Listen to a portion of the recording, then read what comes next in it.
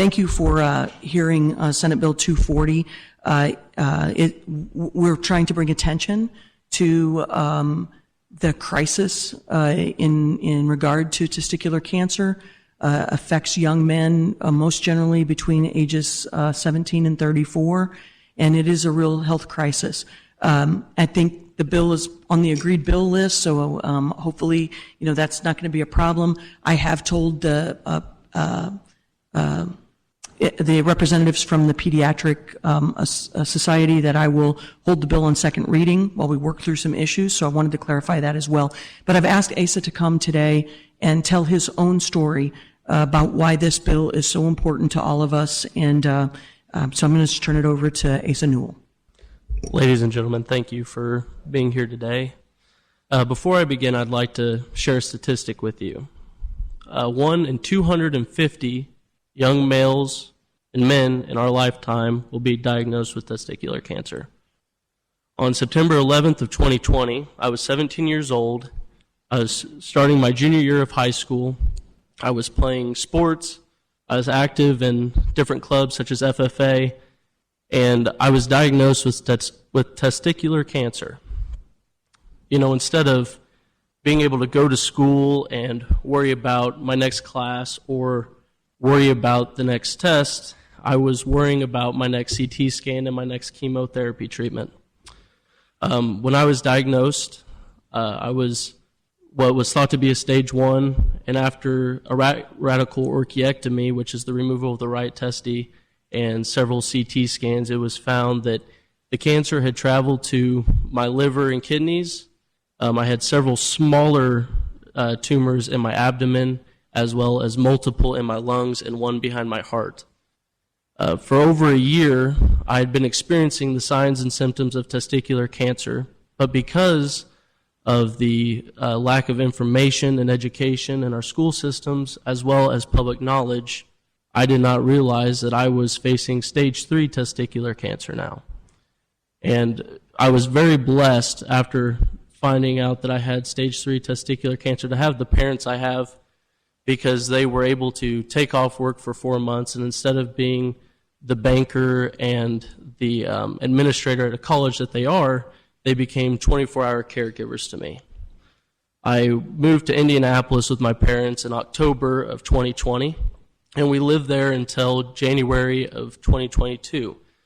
In that time, I had underwent 160 hours of chemotherapy, 3 different chemo drugs, bleomycin, cisplatin, and etoposide.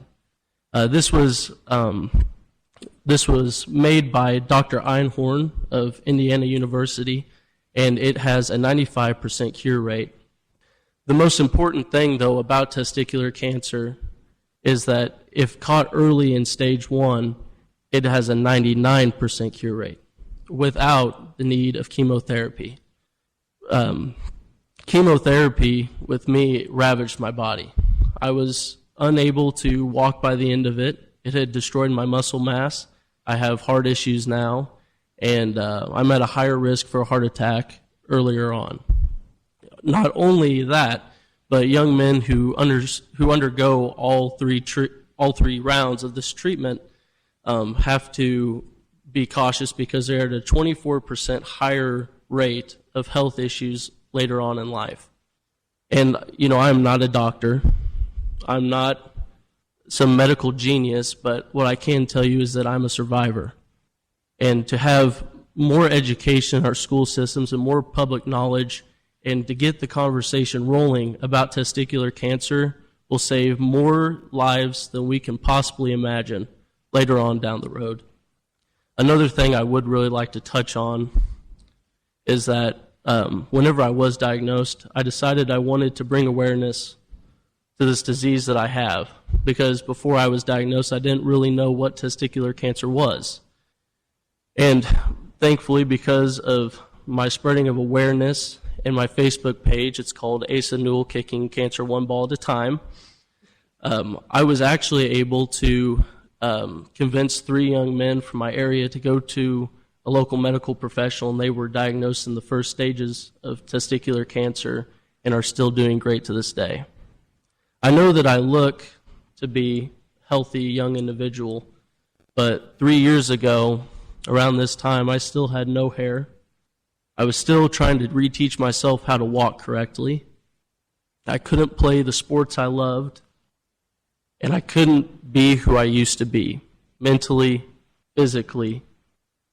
See, the one thing that they don't tell you about cancer is it doesn't just affect your body, but it affects your spirit, and it affects your mind. And for a long time, I was dealing with a lot of depression, and I had to start hormone therapy to deal with that depression, as well as see a counselor. So what I'm here today to tell you is that this bill helps out more than just a physical sense, but it helps not only save lives, but keep people on the lives that they desire rather than the lives that they are put into through cancer. And I can say that thanks to Terry Bryant and other cancer survivors that I've been able to talk to over the years, that I am now living a life better after cancer than what I was before, because I have a purpose, and that is to save lives of young men who are battling testicular cancer or are at risk for testicular cancer. Thank you.